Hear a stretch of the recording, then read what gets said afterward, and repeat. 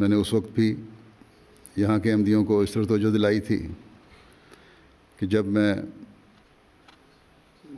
یہاں پہلے آیا تھا، جیسا کہ میں نے ذکر کیا 11 سال پہلے، اور اکثر اس طرف توجہ دلاتا رہتا ہوں، اور اللہ تعالیٰ نے جو ہمیں MTA کی سہولت اور نعمت عطا فرمائی ہے، اس کے ذریعے سے میری باتیں ہر احمدی تک پہنچ رہی ہیں، بشرطے کہ وہ انہیں سننا چاہے۔ بہرحال میں نے کہا تھا کہ اللہ تعالیٰ نے آپ کو یا آپ کے باپ دادا کو احمدیت قبول کرنے کی توفیق دی، تو یہ اللہ تعالیٰ کا خاص فضل ہے، اور اللہ تعالیٰ نے کسی نیکی کی وجہ سے یہ فضل فرمایا ہے، لیکن اللہ تعالیٰ کے فضلوں کو جاری رکھنے کے لیے ان نیکیوں میں بڑھنا اور اپنی حالتوں کو پہلے سے بہتر کرنا بھی ضروری ہے، ورنہ ہمیں یاد رکھنا چاہیے کہ اگر ہمارے قدم رک گئے یا دینی باتوں میں عدم توجہی پیدا ہو گئی یا ہوتی رہی، تو ہم اپنی نسلوں کو بھی دین سے دور کرنے والے ہوں گے، اور یوں انہیں اللہ تعالیٰ کے اس خاص فضل سے جس کی پیشگوئی حضرت صلی اللہ علیہ وسلم نے فرمائی تھی محروم کرنے والے ہوں گے، یعنی مسیح موعود کی بعثت اور اس کا ماننا۔ جن کے باپ دادا احمدی ہوئے، اگر ان کی نسلیں دین سے دور ہٹ گئیں تو وہ اپنے بڑوں کے، اپنے بزرگوں کی دعاؤں سے محروم رہیں گی۔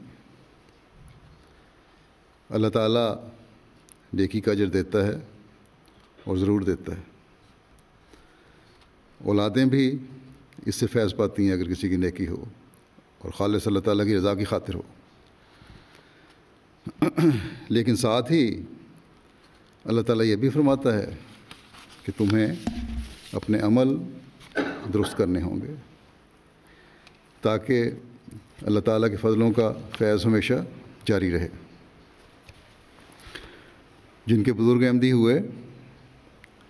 ان بزرگوں نے تو اپنے عہد بیت کو نبھایا اور دنیا سے رخصت ہوئے، اس خواہش اور دعا کے ساتھ رخصت ہوئے کہ ان کی نسلیں بھی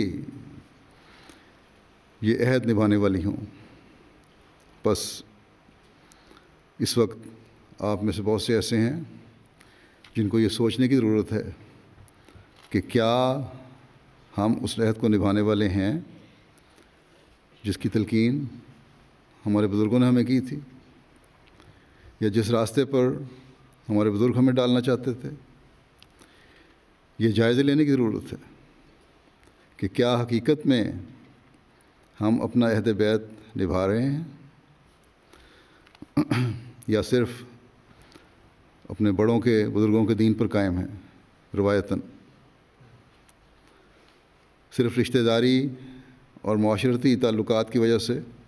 جماعت میں شامل ہیں اور یہاں بیٹھے ہوئے ہیں۔ اسی طرح